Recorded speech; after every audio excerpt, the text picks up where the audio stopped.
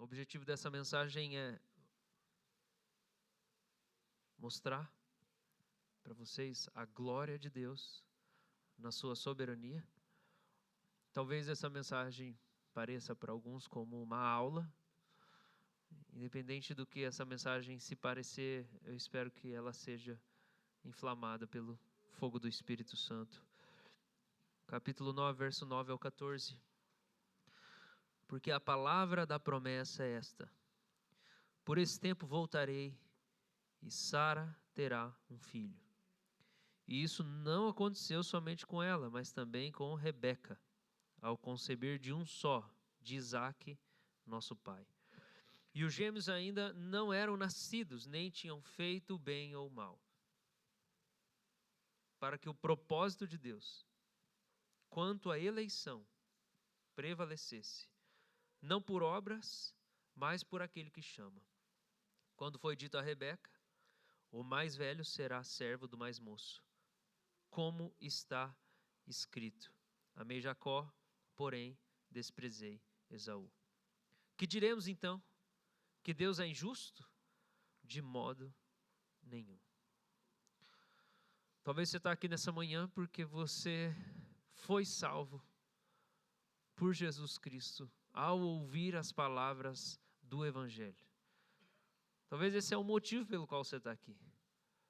Porque você creu na mensagem do Evangelho e você entendeu que você precisa desse povo aqui para que, ao longo da sua vida, Jesus seja formado dentro de você. Talvez você entendeu que a salvação não é apenas algo que você recebe, mas é uma vida nova, onde Deus vai mudando quem você é. Há 15 anos atrás, você jamais me veria usando essa roupa. Jamais. Jamais me veria com uma barba pequena desse tamanho.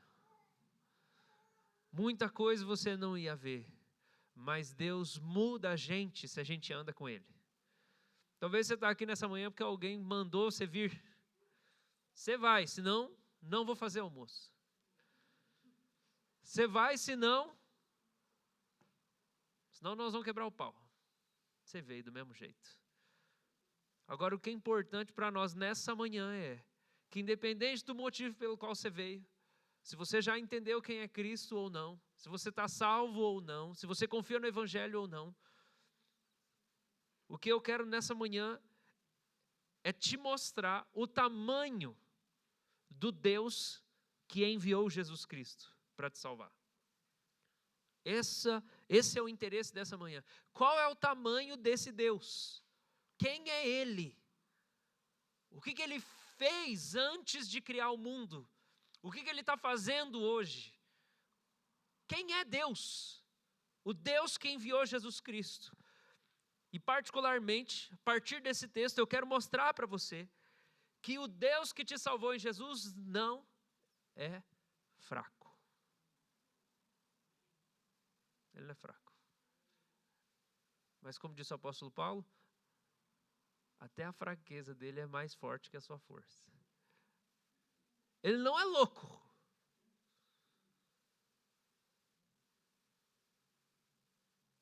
Mas às vezes quando a gente olha para ele e lê o que ele revelou para nós, a gente acha que ele é louco. E ainda assim, se ele for louco, a loucura dele é mais sábia que a nossa inteligência. Eu quero mostrar para você nessa manhã que Deus, o nosso Deus, que enviou Jesus, não é dependente. Ele não se apoia na parceria com ninguém. Ele não é indeciso. Ele não está assim, morbidamente agindo, porque ele não sabe exatamente o que ele vai fazer. Ele não está sujeito aos homens, ele não pode ser parado, e ele não pode ser surpreendido. O Deus de Jesus Cristo, que nos salvou, merece a nossa adoração, por causa do tamanho dele. Ele merece toda a glória, o reconhecimento, a exaltação, o louvor, o elogio, essa estima, que é uma coisa interna. Ele merece a estima do nosso coração. Ele merece que o nosso coração o estime, o valorize, coloque ele lá em cima. Não tem nada mais precioso do que Deus. Ele merece nossa gratidão e toda a nossa confiança. Nós podemos confiar inteiramente nele, porque ele não é nem enganoso e nem impotente. Então o que ele diz, ele faz. Ele merece toda a confiança. Deus não precisa de você. Ah, mas eu não consegui, eu não fui competente para fazer. Acho que Deus não vai trabalhar. Ele nunca se apoiou na parceria com os homens. Quando ele foi fazer uma aliança com Abraão,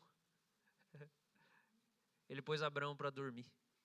Falou assim, eu vou fazer uma aliança com você, Abraão, mas eu vou pôr você para dormir, porque na verdade eu não vou precisar de você acordado para fazer as coisas. E a aliança que ele fez com Abraão foi que, tendo Abraão sido colocado num sono profundo, Deus tinha ali cortado diante dele alguns animais repartidos ao meio. E Deus profere as palavras de pacto, de promessas que ele faz, enquanto Abraão está dormindo, ou seja, Abraão não está participando em nada do estabelecimento dessa aliança. E Deus passa como um fogo no meio daqueles animais que estavam cortados ao meio. Quando Abraão acorda, ele levanta, vê o churrasquinho que sobrou e a aliança está feita. Deus fez uma aliança com Abraão, na qual Abraão não tem participação nenhuma, porque ele não era competente o suficiente para fazer a parte dele. E Deus fez a aliança, eu vou abençoar a tua descendência. No meio dela as nações serão benditas, eu vou fazer você, o seu povo, esse povo que vai sair de você, eles vão estar em Sião. Deus faz promessas para Abraão. Só que Abraão não é condição de participação, porque Deus não se apoia no homem. Deus não precisa do mundo, porque ele estava muito desocupado, então ele precisava de alguma coisa para fazer. E Deus não tem medo de nada. Ele não está ansioso. Ele não está em dúvida. O nosso Deus, ele quer ser adorado por nós por causa da sua grandeza e da sua glória.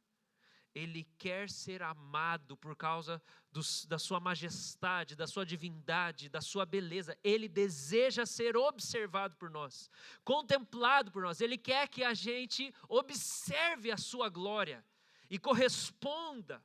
Ele quer ser buscado por nós. Ele nos deseja. Ele nos deseja. E para que isso aconteça, nós temos que falar dos decretos de Deus, porque Deus não está separado das suas obras. Você não pode conhecer a Deus sem conhecer o que Ele fez. Não tem como conhecer Deus sem conhecer a obra de Cristo, porque Deus se revela em Jesus. Não tem como a gente saber quem é Deus se a gente não conhecer o que Ele fez. E os decretos de Deus, esses eternos decretos de Deus, talvez é uma palavra nova para você, mas o significado de decreto é uma ordem estabelecida por um magistrado, uma autoridade, um rei. A gente tem como exemplo de decreto, quando a gente vê lá em Daniel, o decreto, que eles falam que o decreto dos assírios que não pode ser revogado. Não sei se você lembra disso. Um decreto que não pode ser revogado. E o rei decreta então que quando for tocado o som da trombeta, da cítara e dos outros instrumentos musicais, todo mundo no reinado precisava se prostrar e adorar a imagem do imperador.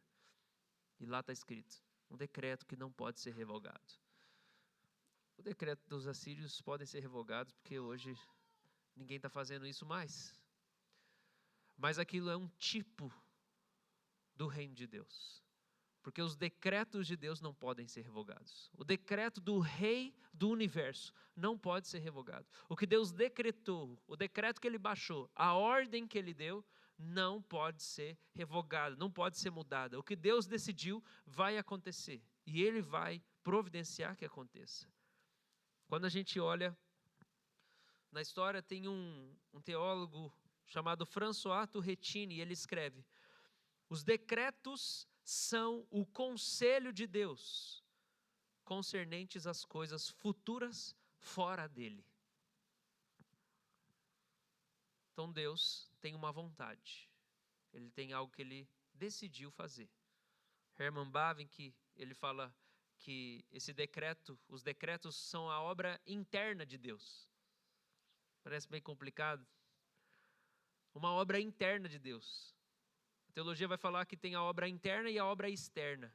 As coisas que Deus faz dentro dele mesmo e as coisas que ele faz fora dele mesmo. Os decretos são as coisas que Deus decidiu dentro da Trindade, no conselho do Pai, do Filho e do Espírito Santo. Então, eles compartilhando e refletindo sobre a história, sobre o futuro, sobre a vontade de Deus, o Pai, o Filho e o Espírito, em plena concordância, tomaram decisões. Antes do mundo ser criado, eles tomaram decisões. Nós vamos criar. O Pai fala, haja luz. Jesus, que é a própria palavra, ele faz com que as coisas aconteçam. O Espírito Santo paira sobre as águas. A criação é esse ato da Santíssima Trindade, em concordância, o Pai, o Filho e o Espírito, em concordância, esse conselho divino começa a ser concretizado. Deus começa a escrever história, Ele faz o tempo, Ele cria os dias, Ele começa a atuar. O homem peca, se rebela contra Deus, mas o mundo não deixa de existir. O mundo não explode, o mundo não cai no nada, na inexistência. O mundo continua existindo, por quê? Porque dia após dia, Deus continua no seu decreto, sustentando a criação. Ele continua cuidando de todas as coisas, para que o mundo continue existindo, mesmo com a maldade, mesmo com o pecado. No decreto eterno de Deus, Deus designa então que não só o mundo vai existir com maldade. Gente, isso já seria misericórdia. Imagina se nunca o mundo tivesse uma resolução e fosse ser sempre do jeito que é. Isso já seria misericórdia de Deus. Nós vamos ficar por toda a eternidade vivendo aqui como pecadores. E a vida vai ter coisa boa e ruim misturada. E é isso, a vida é só isso. Isso já seria misericórdia, não seria misericórdia, gente? Nós vamos existir. A vida tem sofrimento, angústia, tem pobreza, tem morte, tem luto, tem traição, tem maldade, mas ainda nós vamos existir. Mas não. Nos decretos eternos de Deus, na vontade eterna, antes do mundo ser criado, o Pai, o Filho e o Espírito, juntamente em harmonia, concordaram, nós vamos providenciar a salvação. Nós vamos designar a salvação, e ela vai ser por meio de Cristo Jesus. Ele vai ser o mediador entre a humanidade e Deus. É um decreto eterno de Deus. Deus não perguntou para o homem como é que ele queria ser salvo. Ele não falou, gente, e daí? Tá bom o juízo que nós mandamos? Vocês querem que alivie? Como é que... O que você acha? O que você acha aí? Noé, eu estou pensando em matar o povo aí porque está terrível. O que você acha, Noé? Você quer fazer o barco? Não quer fazer o barco? Vamos ou não vamos? Que hora que Deus fez isso, gente? Onde? Olha só, eu estou pensando aí o seguinte, dá para mandar um de nós aqui, nós vamos descer e nós vamos resolver tudo. Ou vocês querem continuar assim mesmo? Gente, teve uma vez que Deus perguntou o que o povo queria, mais ou menos, que foi quando tirou o povo do Egito. Eles param no Monte Sinai, fumega o monte, Deus aparece lá, fala com Moisés, fala assim, agora vocês são uma propriedade peculiar, todo mundo aí é sacerdote, todo mundo pode chegar direto em Deus. Aí o povo falou assim, não, Moisés, olha aí essa montanha pegando fogo aí, não, eu quero falar com Deus, não. Fala você. Fala o que ele falar, você só manda o recado para nós. O povo rejeitou Deus. Não queremos esse relacionamento com Deus. Então, gente, Deus não pode perguntar nada para nós, que não dá certo. Ele só tem que fazer mesmo. Porque se ele for perguntar, nós vamos tirar o corpo fora. Nós não queremos ser salvos. Essa é a verdade. Nós não queremos ser salvos. Nós queremos continuar na perdição. Nós queremos continuar da nossa maneira. Nós queremos ser o Senhor de nós mesmos. Nós não queremos ser salvos. Então, a boa notícia é que Deus não perguntou, Ele só fez mesmo. E no decreto eterno Ele falou, Jesus, nós vamos enviar você. E Jesus, com toda compaixão e concordância, eu vou, Pai. Espírito, você vai estar comigo lá, né? Então vamos. Isso foi um decreto eterno, foi decidido antes da fundação do mundo. Deus foi conduzindo a história da humanidade para que quando chegasse na plenitude dos tempos, Efésios capítulo 1 fala isso, o tempo fosse completado. Deus conduziu os acontecimentos históricos, soberanamente Ele foi conduzindo todas as coisas, para quando chegasse o tempo cumprido, o tempo que foi preenchido, chegou no momento ali.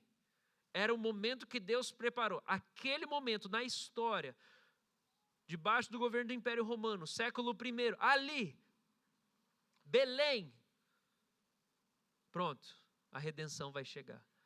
Deus protegeu os acontecimentos históricos e conduziu para que chegasse naquele momento. E Jesus viesse por meio de uma virgem. E Jesus andasse por aquela terra empoeirada. E Jesus caminhasse por 3 anos. E Jesus fosse na praia e o Espírito falava, é aquele ali que nós escolhemos, pode chamar eles, vem. E Jesus, guiado pelo Senhor, é aquele ali que está escolhido, é aquele ali, pega lá. Levi, vem. Zaqueu, desce. E sob o conselho divino, como o apóstolo João registra, até o filho da perdição foi preparado. Chama Judas também. Ele faz parte do plano. Deus não vai regenerar o coração dele, mas Deus vai até usar a maldade dele para poder cumprir o plano. E quando eles acharem que estão vencendo Deus, crucificando Ele na cruz, isso também vai fazer parte do plano. E o Senhor vai salvar. E o Senhor vai agir. E as pessoas vão crer, porque Deus vai garantir que elas vão crer. Elas não querem crer, elas não querem ser salvas. O coração delas é de pedra. Mas Deus, que é o Criador, Ele vai pegar aquele coração de pedra e Ele vai criar um novo, sem pedir permissão. Ele não vai, Ele sabe que se for pedir permissão ninguém vai acreditar, ninguém vai querer. Então Ele só vai dar um coração novo, Ele vai criar novo. Deus podia ter criado um mundo novo, destrói isso aqui, apaga assim, cria novo. Sim, Ele podia, mas o que Ele decidiu fazer? Criar um novo aqui dentro. Então Ele está renovando todas as coisas, isso é o que Ele chama de reino de Deus. Deus está criando um mundo novo dentro desse mundo podre aqui, que Ele está segurando para não terminar de deteriorar, de decompor. Então aqui dentro Ele está criando um novo. Então Ele chega nos homens mortos, Ele fala assim, vou dar vida. Vida, esse é o poderzinho, né, que eu criei agora, eu acho que não é esse som. O som mesmo é muito choro, porque na hora que você tem consciência dos seus pecados, você se prostra diante do Senhor. Esse é o som de um coração regenerado. São lágrimas, é o choro, é o urrá, é Senhor, misericórdia de mim. Senhor, o seu amor é maravilhoso, o Senhor me salvou, o Senhor me mudou. Irmãos, e no final da história nós vamos estar com Ele na glória. Sem fé. Nunca mais você vai ter que ter fé. Né? O justo anda por fé, aqui. Mas nunca mais você vai ter fé. Não é bom isso? Nunca mais você vai ter que crer em Deus. Porque fé é um meio temporário para se relacionar com Deus. Você só precisa de fé porque você não vai ver Deus, mas Deus já decretou que nós vamos vê-lo num dia. E o Catecismo Maior de Westminster fala assim que no dia do juízo final, os santos de Deus vão transbordar de felicidade, especialmente por causa da visão imediata que terão da pessoa do Pai, do Filho e do Espírito Santo. Nós vamos ver Deus. Ele já decretou isso, já está revelado na palavra. Irmãos, Deus vai cumprir tudo isso que Ele já determinou. E ninguém pode parar Deus. Nem a sua teimosia, nem a sua dureza de coração, nem a sua incredulidade, nem o seu desejo de desviar. Quero desviar! Vai lá, meu filho. Pode ir. Deus deixa desviar. Ele deixa. Uns Ele deixa, outros Ele não deixa. Daí é Ele que decide. Mas daí na hora que você estiver lá, meu filho, só Deus sabe como é que Ele vai te trazer de volta.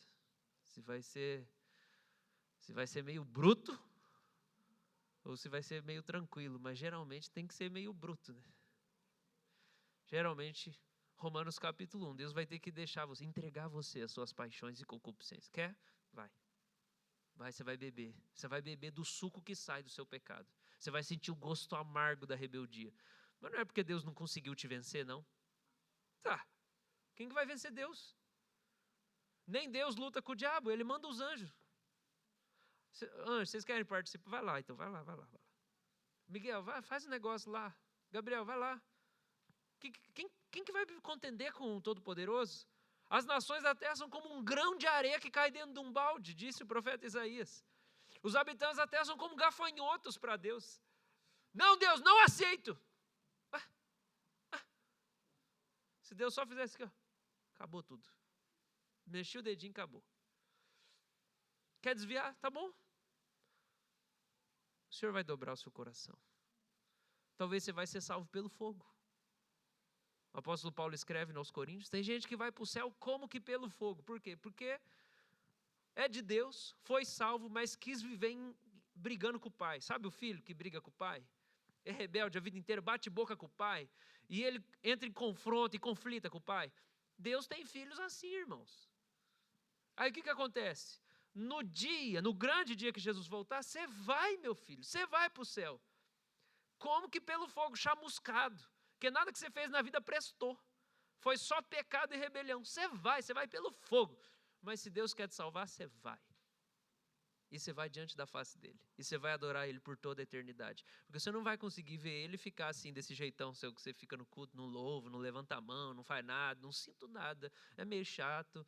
Não sei, eu estou aqui porque meu pai mandou, minha mãe falou, diz que é bom, né? São bons princípios, o mundo está muito desconstruído hoje, nós vamos continuar aí na igreja para a gente manter mais ou menos. Na hora que você vê ele, não vai ter nada disso. Tessalonicenses fala assim que Jesus vai vir nas nuvens com som de trombeta e os anjos de fogo dele para ser admirado por nós. Ele vai passear na nossa frente, vai ser um desfile da glória de Deus. Abre o céu, ele desce para a gente ver a glória dele e ficar babando e cair no chão e adorar ele. E fala, Senhor, Senhor, Senhor, Senhor, nem a minha vida é minha, me perdoa, porque eu tentei, eu retive aquilo que era seu, que era merecido do Senhor, seu por direito.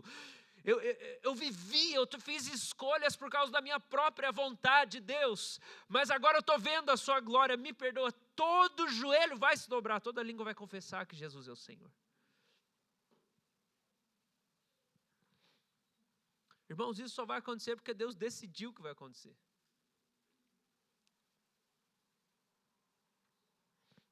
Essas coisas futuras são obras de Deus, as quais ele não poderia visualizar com onisciência se ele não as tivesse decretado. O que isso significa? Significa que tem gente que fala assim, não. Por exemplo, Deus destinou algumas pessoas para a vida eterna porque ele sabia que elas iam escolher Deus. Como Deus já sabia que ia acontecer, então ele escolheu o que ia acontecer. Mas que é isso? Que palhaçada é essa? É tipo assim, a sua mulher falando assim, vai lavar louça. Eu escolhi lavar louça, eu escolho lavar louça. Não, gente, Deus não é assim não, pelo amor de Deus. Os decretos de Deus são decisões que ele toma. O futuro só existe porque Deus decretou que o futuro vai existir. Não é assim, não, Deus conhece o futuro porque ele sabe o que vai acontecer, que nós vamos fazer. Não, ele sabe o que vai acontecer porque é ele que vai fazer as coisas acontecerem. É ele que causa o futuro. É ele que exercita os acontecimentos. Eu já citei aqui, mas esses decretos eternos, eles aparecem em algumas doutrinas que eu quero passar rapidamente aqui, para a gente ver a grandeza de Deus, para a gente ver o tamanho de Deus, a glória de Deus. A primeira é preservação e governo da criação. A gente pensa, muitos de nós pensamos a criação como um ato de 6 dias e no 7º ele descansa. Deus criou, pronto. Mas biblicamente não é assim que a gente deve olhar a criação. A criação é um ato contínuo de Deus, ele ainda está criando. Porque a criação não é só ele trouxe à existência o que não existia por meio dos decretos verbais dele. Lembra? Ele falou e as coisas aconteceram. Foram decretos verbais. Mas a gente não pode pensar, os teólogos antigos usavam esse exemplo, mas hoje ninguém mais tem relógio de corda, né? Os teólogos antigos falavam assim, o mundo criado por Deus não é como um relógio que você dá corda e deixa lá, funcionando sozinho. Ninguém mais tem relógio de corda, mas vocês lembram que existia isso, eu acho. Então, o planeta não foi assim. Deus criou o planeta e foi fazer outra coisa. Porque isso significaria que o planeta se tornou independente de Deus, que ele acontece sem Deus participar e interferir. E isso não é verdade, porque em Atos está escrito que tudo subsiste em Deus. Subsiste. Só Deus existe. O resto tudo está nele. As pessoas estão nele, o planeta está nele, a existência, os anjos estão nele, subexiste nele, que significa existe apoiado nele. Nada é autoexistente, nada existe por conta própria. Tudo existe porque Deus faz as coisas existirem segundo após segundo, momento após momento. Isso a gente chama de preservação da criação. Deus criou, mas Ele continua preservando, Ele continua mantendo as coisas que Ele criou para acontecerem. Porque se Ele não mantesse, a gente ia ter destruído tudo e a nós mesmos e não existe mais nada. Então Deus continua atuando em todos os acontecimentos. Hebreus capítulo de número 1, verso 3, fala que o Filho, que é o resplendor da glória de Deus, a expressão exata do seu ser, sustentando todas as coisas que existem pela sua palavra poderosa.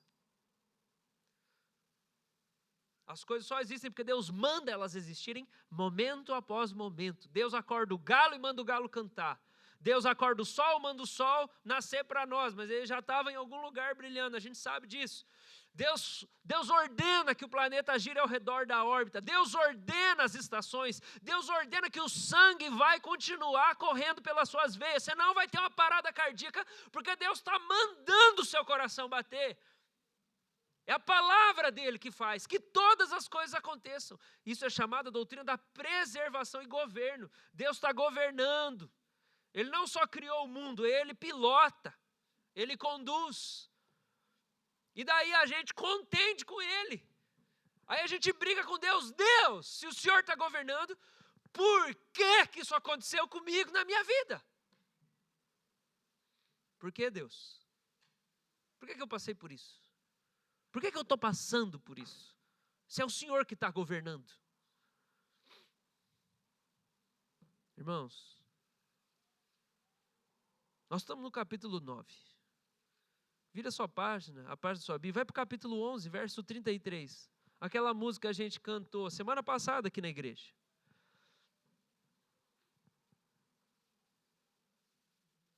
Quão profundas riquezas do saber, do conhecer de Deus. Quão insondáveis seus juízos e seus caminhos. E o 36. Porque dele, por ele, para ele são todas as coisas. E a última parte do 36. A ele a glória, a ele a glória,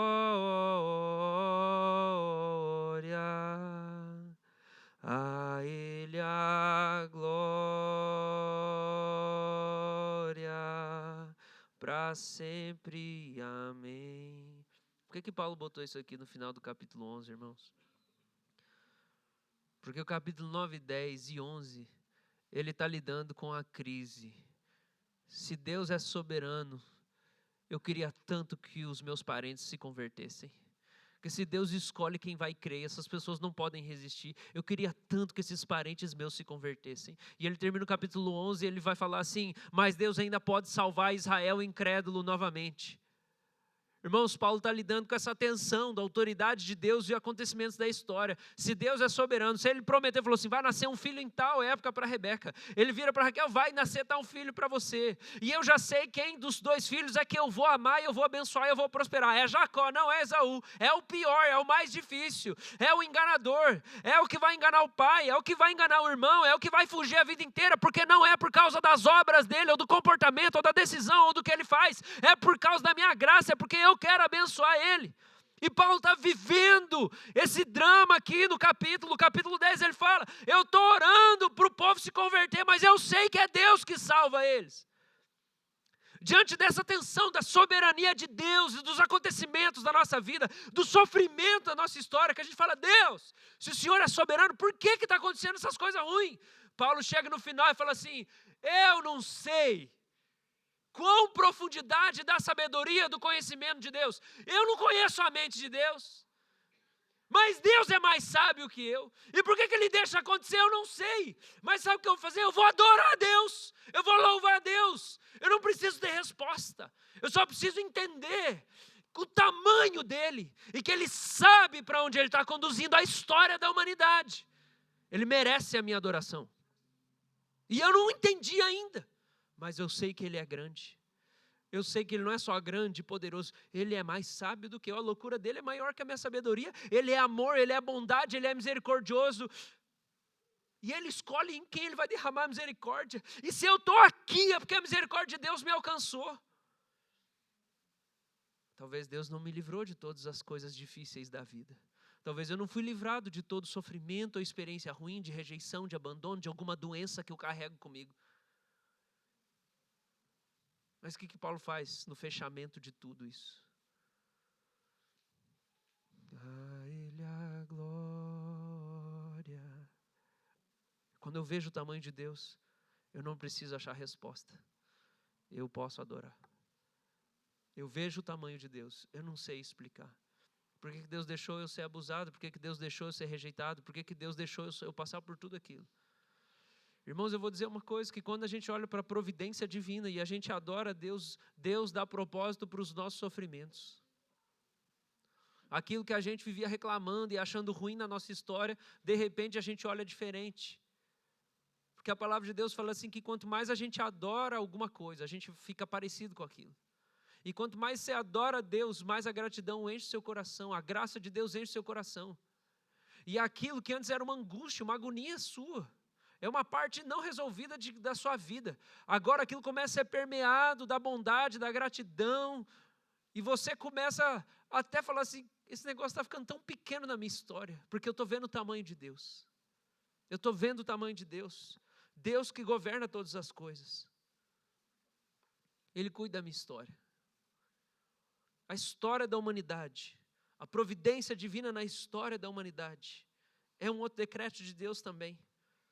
A Escritura fala assim, 1 Pedro 5, 1 Pedro 1, versículos 5, 10 e 11, fala assim que Deus preparou a salvação de Jesus para ser revelada no último tempo. No último tempo. Qual que é o último tempo? Começou 2000 anos atrás o último tempo. Por que não foi nos milhares de anos antes? Porque Deus queria que fosse no último tempo. É o tempo final. Por quê? Porque Ele quis, ué. Por que não revelou Jesus lá do lado de fora do jardim do Éden? Ó, sai do portão para fora. Jesus está lá, ó. Não quis, ué. Não quis. Deixa o povo viver sem Jesus um pouco. Depois Ele vem.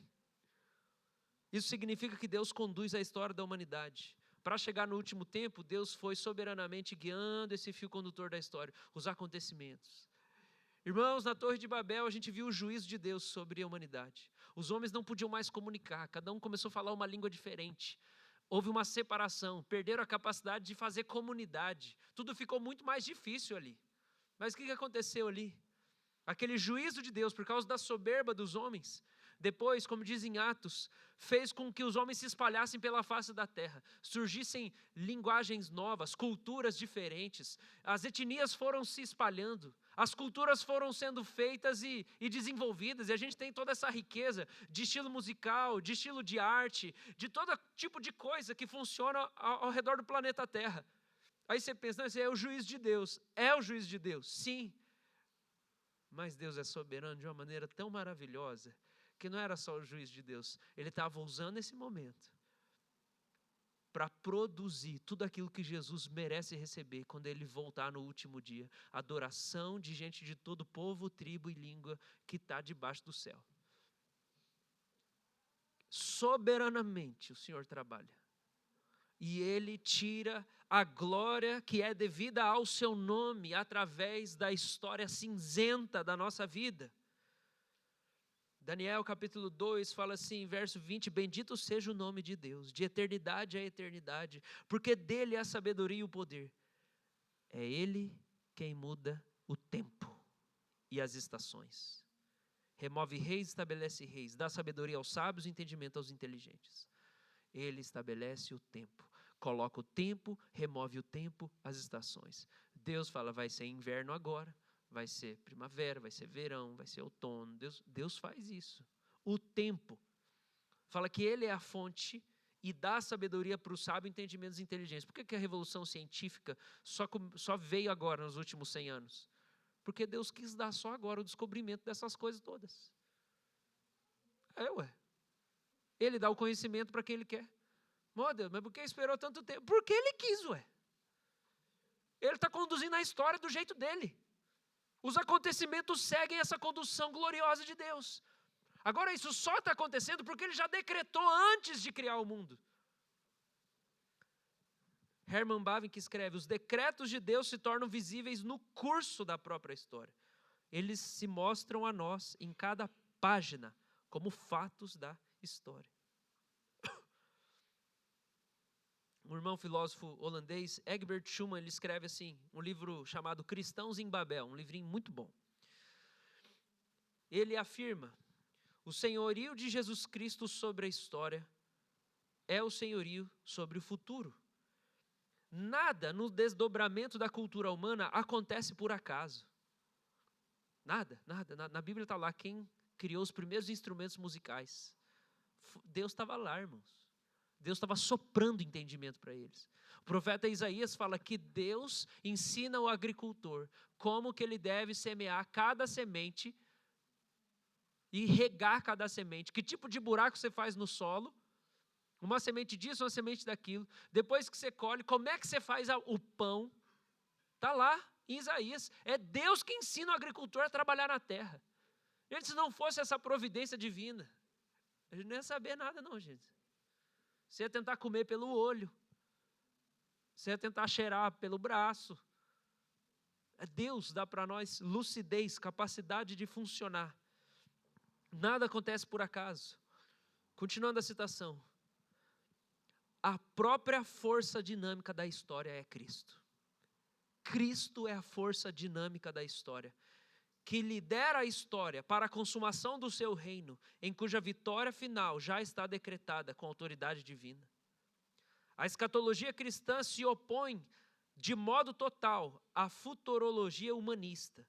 A escatologia acaba com o dilema do pessimismo e otimismo, porque ensina, pela palavra de Deus, confessa que o próprio Deus, mediante Jesus Cristo, é o Senhor, sempre no controle da história. Então, o nosso olhar para o futuro não é nem pessimista nem otimista. Nossa, vai só ficar pior. Não. Vai ficar ruim, mas já está ruim, faz tempo. Mas vai ficar bom, na hora que ele vier. Uns vão queimar, outros vão brilhar. E também não é uma esperança boba, assim. Nossa, vai ficar maravilhoso, porque agora o Elon Musk... Pecador. Nós vamos pegar essa tecnologia e fazer coisas que não deve também. O decreto de Deus inclui crentes e incrédulos, e ele se desdobra para o advento do seu reino. Os cristãos são chamados a servir a esse reino mediante sua fé, esperança e expectativa. Serviço que inclui suas obras científicas e realizações técnicas. O reino de Deus é a meta final da história e dos nossos esforços culturais. Tudo que nós estamos fazendo, gente, vai levar a gente para o reino de Deus. Porque assim o Senhor decretou e assim o Senhor está conduzindo todas as coisas, meus irmãos. Caminhando para o final, irmãos, dessa reflexão da providência divina, tem 2 exemplos que nos ajudam. Essa dinâmica de como que Deus conduz a história, mas Ele não é o autor do pecado. Deus não é o autor do pecado, Ele não é mau. Mas Ele deixa a gente cometer a maldade e Ele acaba usando ela e tornando ela em bem também no seu plano. Um bom exemplo para nós é José do Egito. Capítulo 50. Lembra da história de José do Egito? Você viu a novela, eu sei, da Record. Você não leu a Bíblia, mas você viu a novela, eu sei. O que está escrito lá? A novela eu não sei, eu sei só a da Bíblia, então você me desculpe se eu não conseguir ser fiel. O que está escrito na Bíblia é que José é vendido pelos irmãos, porque Deus tinha separado José. Antes de José nascer, Deus tinha separado José. Ele ia usar José. José, antes de nascer, Deus deu graça para ele.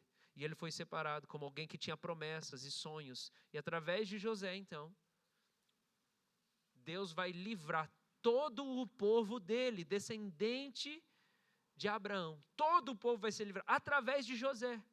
Só que como que essa história vai se desenrolando? Primeiro os irmãos querem matar ele. Tem inveja dele, vende ele, ele vira escravo. Depois ele é traído pela mulher do patrão, que diz que ele assediou ela, mas não assediou coisa nenhuma. Ele fica preso durante um bom tempo. A vida dele é cheia de tribulação, cheia de sofrimento, cheia de coisa difícil. Mas no final das contas ele está chegando no lugar que Deus decretou para ele chegar. E quando ele vai se revelar aos irmãos que venderam ele como escravo, capítulo 50, José declara assim: vocês, na verdade, planejaram o mal contra mim, mas Deus o tornou em bem. Gente, essa é a história da humanidade inteira.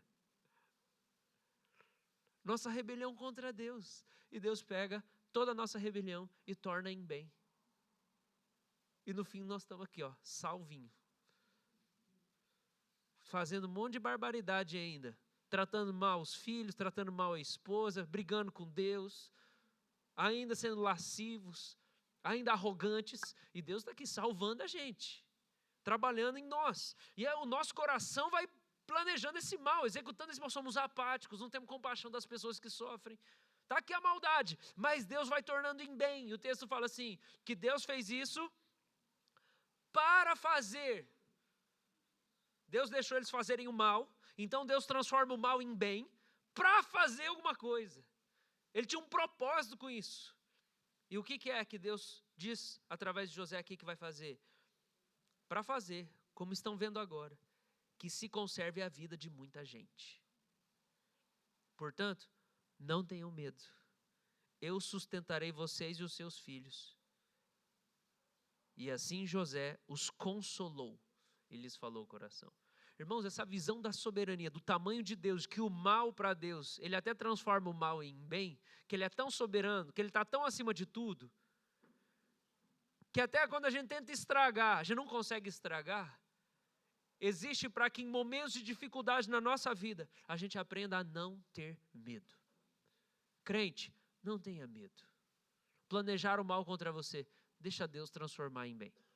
Sente o gosto amargo, azedo, ruim, deixa Deus ser soberano. Ele fez uma aliança com você em Cristo, não fez?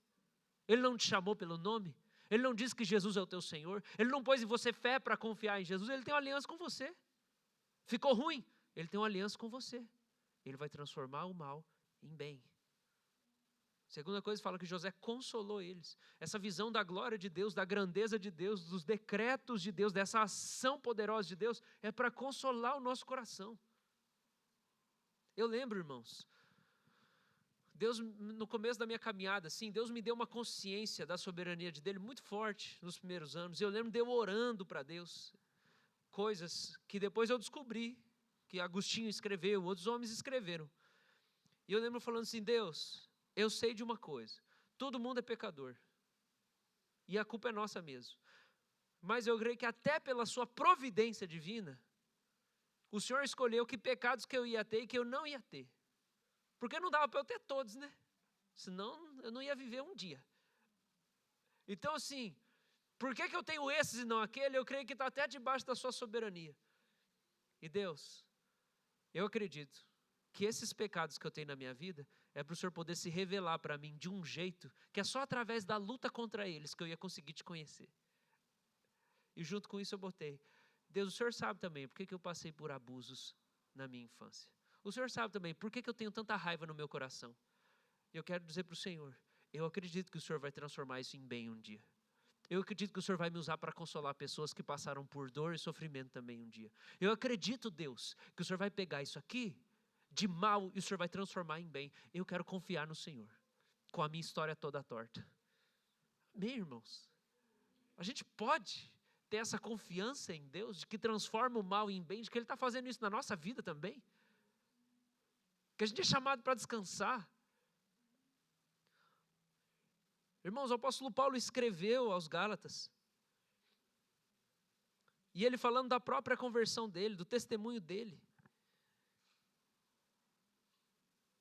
O apóstolo Paulo escreve o seguinte: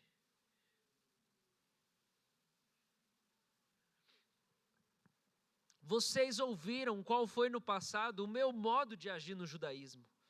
Como de forma violenta eu perseguia a igreja de Deus e eu procurava destruí-la. E na minha nação, quanto ao judaísmo, eu levava vantagem sobre muitos da minha idade. Tipo assim, na gangue eu era o chefe, sendo extremamente zeloso das tradições dos meus pais. Mas quando Deus, que me separou antes de eu nascer, e me chamou pela sua graça, achou por bem revelar o seu Filho Jesus em mim, para que eu o pregasse entre os gentios. Não fui imediatamente consultar outras pessoas.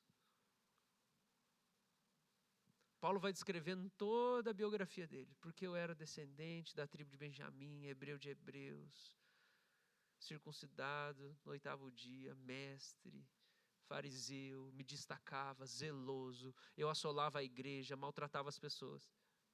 Pô, Deus, por que o Senhor não impediu tanta coisa ruim? Oh, irmãos, eu não sei por que Ele não impediu, mas eu sei de uma coisa: Ele transforma o mal em bem. Ele transforma a história torta, ruim, zoada, vira tudo para a glória dEle. E agora o cara que perseguia está evangelizando. Olha o tamanho do milagre. Agora o cara que foi abusado consola quem foi machucado. Agora o cara que tinha ódio no coração está tentando acalmar quem quer revolucionar. É só a glória de Deus. Agora o cara que não perdoava está ministrando perdão. Isso exalta a glória de Deus. Olha o que Deus faz. Porque a gente vive para Deus, irmãos. A gente vive para revelar Ele. Então Deus, se é para revelar o Senhor, está tudo bem. Qualquer coisa que está ruim na minha vida, pode revelar. Pode revelar a sua glória através das situações difíceis. Em último lugar, irmãos, quase em último lugar, Cristo como mediador, já falei, foi designado, mas em último lugar, a gente entra na doutrina da predestinação da eleição, que eu vou me aprofundar na semana que vem, e não hoje.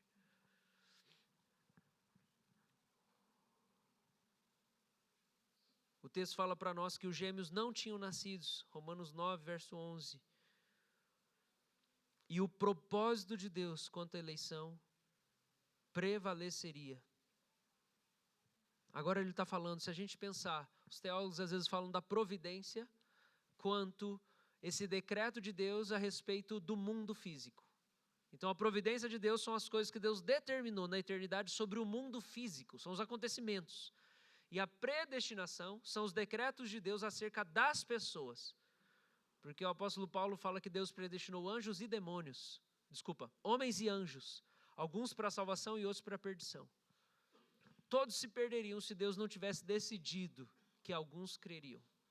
De novo, por quê? Porque o homem não quer crer. O homem não quer ser salvo. Poxa, daí Paulo vem com a pergunta, né? Pô, mas Deus não é injusto. Ele decidiu que só uns seriam salvos. Ele decidiu só que alguns creriam. Isso não é injusto da parte de Deus? Romanos 9,14. Paulo fala, de modo nenhum. Ele poderia não ter decidido salvar ninguém. O pecado é uma ação do homem, não é uma ação de Deus. Deus não fez ninguém pecar. A humanidade se rebelou porque quis. E Deus salvou porque Ele quis. Agora, o que a gente faz diante disso? Diante dessa doutrina? Diante desse entendimento de que ao longo da história Deus tem separado um povo antes da fundação do mundo para pertencer a Ele. O que a gente faz, irmãos? É adorar. É isso que a gente faz. A doutrina dos decretos de Deus resulta em adoração. Deus, o Senhor mudou o meu coração. O Senhor venceu o meu coração. O Senhor me deu um coração novo. Eu te adoro. Eu não fiz isso. Você fez isso. Não tem nada mais difícil de mover do que o coração humano. Essa é a pedra mais pesada que existe. É o coração humano. E Deus pegou e moveu. Assim como ele fez com o faraó, assim como ele faz com o rei, assim como ele fez com Saulo de Tarso, assim ele fez com você.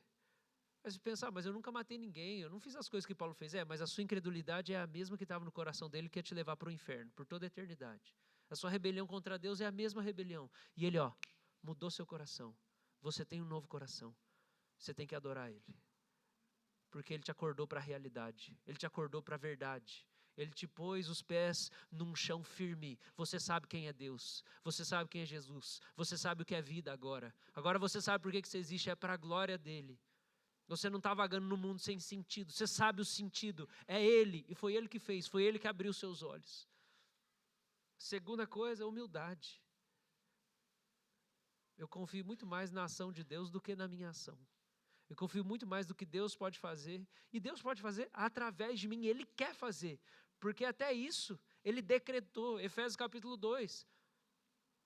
Salvos em Cristo Jesus para as boas obras, que de antemão preparou para que andássemos nelas. Deus já preparou a sua vocação antes de você nascer. Deus já preparou os dons para derramar sobre você. Deus já preparou como Ele quer usar as suas palavras para abençoar outras pessoas, os seus atos de fidelidade, de serviço, em casa, na família, na rua, no trabalho. Ele já preparou as boas obras. Deus já sabe quem você é. Então, humildade, Senhor, por favor. Filipenses, o apóstolo Paulo escreve, ele é quem efetua o querer. Ele que faz eu querer, porque eu não quero. Eu não quero Deus. Eu não quero fazer a vontade de Deus. Eu não quero agradar a Deus. Eu não quero honrar a Deus. Eu não quero ler a Bíblia. Eu não quero orar. Eu quero só que Deus abençoe. Me abençoa, Deus. Eu não quero buscar Deus, eu não quero orar por ninguém, não. Minha vida já tem muita coisa. Ficar orando pelos outros. Eu dar dinheiro para missões, eu estou tentando reformar a cozinha da minha casa. Eu não quero o que Deus quer. Eu não quero. Eu já creio em Jesus, tá bom, não tá? Eu vou lá na igreja já, tá bom. É Deus quem efetua o querer. É Deus que muda o seu coração e o meu mesmo depois de convertido. Lutero tem um hino que eu amo, uma parte do Castelo Forte. Ele fala, a minha força nada faz, sem ti estou perdido. Não é força de vontade, irmãos. A gente não foi salvo por força de vontade, por causa de decisão. Não, eu decidi crer. Não, irmão, você não decidiu crer, você decidiu descrer. Foi Deus que decidiu que você cresce. A fé é um dom de Deus. A fé não é autoproduzida. A fé é recebida. Ela é dada pela graça. Você não queria crer. Deus falou, você vai. Não, eu não quero. Vai, ué. Ele não venceu Jonas? Não venceu Paulo? Quem que ele não vai vencer? Agindo Deus, quem impedirá? Oh, irmãos, isso dá humildade para mim. Pelo menos para mim. Eu olho, Deus, se o Senhor não pôr a mão aqui, não vai dar certo. Eu posso fazer tudo certo com essas meninas aqui que o Senhor me deu como filhas. O coração delas é, desgraçada. Todo dia eu falo, dá um coração novo, Deus. Dá um coração novo para essas meninas. Essa aqui morde, a outra diz não, não, tudo é não. Vamos, filha, dá a mão. Não.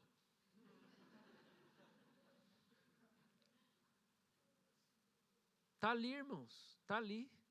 Elas são de regeneração, coração novo. Só Deus pode dar. Não adianta eu pesar a mão, bater, gritar. Não sou eu. Eu vou buscar no Senhor a graça, a mansidão para educar. Mas o milagre eu não vou fazer. Eu dependo do Senhor. A doutrina dos decretos também nos dá segurança. Eu estou seguro. A história vai chegar no fim. Deus vai fazer o que Ele planejou fazer. Agora, isso não exclui as causas secundárias. Porque no meio de toda essa soberania e dos decretos de Deus, Ele também deu-nos aquilo que a gente chama de livre agência, porque livre-arbítrio nós vamos tratar na semana que vem. Livre agência, que significa que nós podemos tomar decisões no dia a dia. E mesmo depois da sua conversão, você pode tomar decisões e deve tomar decisões. E você deve cooperar, ser cooperador do evangelho, trabalhar, responder. Você pode trabalhar com Deus.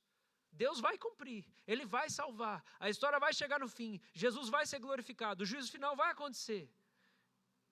Ele vai redimir todas as culturas da terra. Tudo que Deus planejou vai acontecer. Irmãos, mas eu quero fazer parte, porque se eu entendi que eu nasci para a glória dele, eu quero fazer parte disso voluntariamente, eu não quero ficar alheio, eu não quero viver no pecado, eu não quero viver em qualquer coisa, eu quero viver nessa vontade de Deus. E isso me bota para a oração. Deus, o que o Senhor já planejou antes da fundação do mundo, vem aqui, faz aqui, porque é isso que significa orar a oração do Pai Nosso. Venha a nós o teu reino. O que é o reino de Deus, irmãos? É essa vontade perfeita e gloriosa que Ele já planejou desde a eternidade. E daí Jesus ensina a gente a orar e fala assim, pede para Deus trazer o reino. Jesus não falou, Deus já decidiu o que vai fazer, então fica aí, faz qualquer coisa. Vai no cinema, chupa sorvete, espera Ele voltar.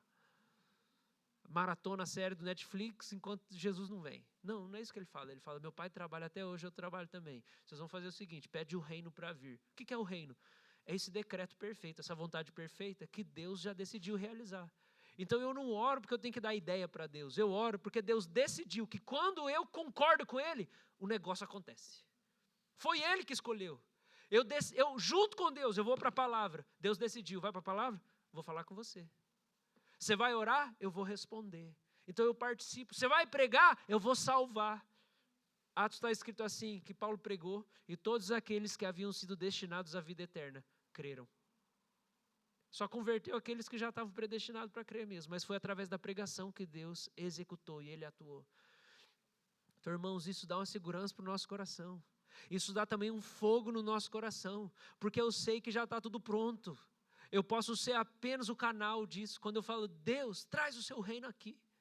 O Senhor já preparou tudo, Deus faz na vida dessa pessoa tudo aquilo que já está preparado. Tem alguma coisa atrasando, por algum motivo que eu não entendo, essas coisas da soberania, da responsabilidade humana, mas Deus, eu estou aqui, Deus, eu sei quem é o Senhor, eu sei o seu tamanho, eu sei que o Senhor pode tocar, eu sei que o Senhor pode mover, ninguém pode parar o Senhor, eu sei o tamanho do Deus para quem eu oro, irmãos.